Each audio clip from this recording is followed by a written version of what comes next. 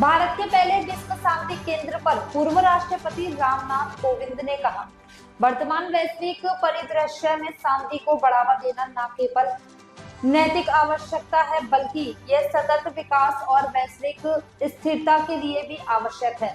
भारत की परंपरा में आध्यात्मिकता को भौतिकवाद से ऊपर रखा गया। यह केंद्र भारत के आध्यात्मिक और नैतिक मूल्यों को फिर से स्थापित करने का एक महत्वपूर्ण कदम है। वर्तमान वैश्विक परिदृश्य में जहां युद्ध, आतंकवाद, जलवायु परिवर्तन और सामाजिक असमानताएं बढ़ रही हैं, ऐसे में शांति को बढ़ावा देना न केवल नैतिक आवश्यकता है बल्कि ये सतत विकास, मानवता की भलाई और वैश्विक स्थिरता के लिए अनिवार्य भी है। भारत में त्यागी, तपस्वी, मनीषी, ऋषि मुनियों और आचार्यों की एक अद्वितीय परंपरा रही है। भारतीय संस्कृति ने भौतिकता और आध्यात्मिकता में से हमेशा आध्यात्मिकता को ही प्रधानता दी।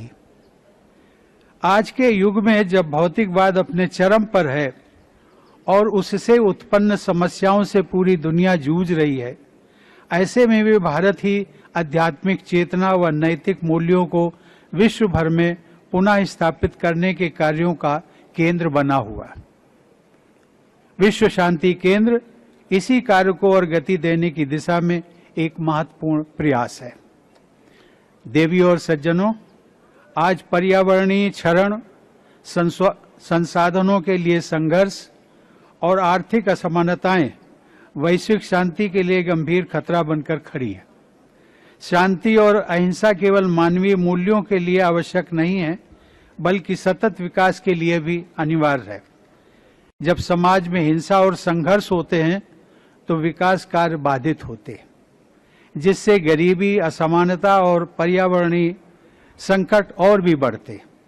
अहिंसा और शांति के माध्यम से एक स्थिर समाज का निर्माण किया जा सकता है जहां संसाधनों का न्याय संगत वितरण संभव हो सके।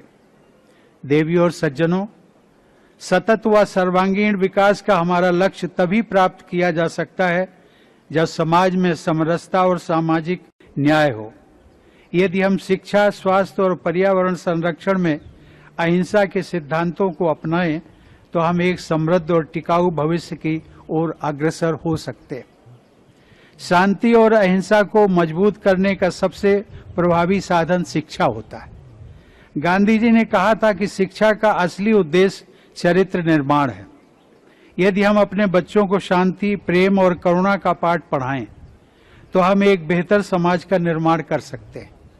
मुझे हर्ष है कि इस केंद्र पर प्राचीन ज्ञान और आधुनिक विज्ञान के समन्वय से पीस एजुकेशन प्रोग्राम भी तैयार किया जाता है, जो विद्यार्थियों, शिक्षकों, युवाओं, महिलाओं, डॉक्टरों, इंजीनियर, वकीलों, व्यापारियों और किसानों सभी को समर्पित होगा।